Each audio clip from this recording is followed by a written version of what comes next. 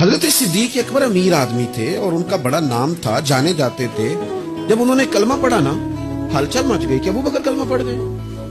یہ جو آیت میں نے تلاوت کی ہے نا وَاتَّبِعْ سَبِيلَ مَنْ أَنَابَ إِلَيَّ، اس آیت کی تفسیر میں علامہ سید محمود آلوسی اندلسی رحمۃ اللہ علیہ صاحب تفسیر روح المعانی نے لکھا ہے کہ یہ جو اللہ فرماتے ہیں نا اس کے پیچھے چل جو میری راہ لایا، یہ آیت کب نازل ہوئی؟ فرماتے ہیں حضرت صدیق اکبر نے کلمہ پڑھا تو جنگل کی آگ کی طرح خبر پھیل گئی، ہر کونے میں باتیں ہونے. وہ ابو بکر بھی کلمہ پڑھ گئے.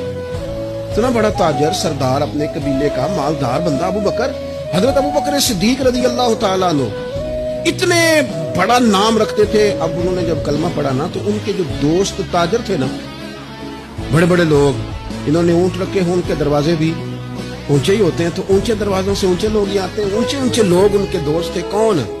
سب سے امیر آدمی حضرت عبد الرحمن ابن عوف، مکے کے بہترین تاجر حضرت عثمان غنی، حضرت زبیر بن عوام، حضرت سعید بن زید، حضرت طلحہ بن عبید اللہ، یہ ان کے دوستوں کی جماعت تھی.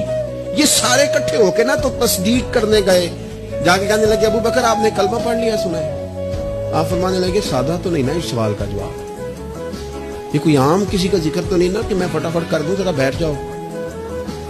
یہ بات آ میرے دل آمنا کے لال کی باتیں کرے، ذرا بیٹھو نا، تسلی سے بیٹھو. بیٹھ گئے. حضرت صدیق اکبر نے بات شروع کی.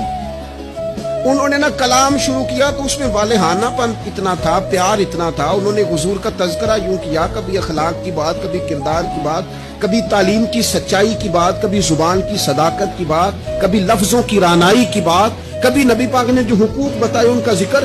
اس انداز میں حضور کا ذکر کیا کہ وہ جو تصدیق کرنے آئے تھے نا کہ آپ نے کلمہ پڑھا کہ نہیں پڑھا، وہ سارے بھی کلمہ پڑھ کے مسلمان ہو گئے.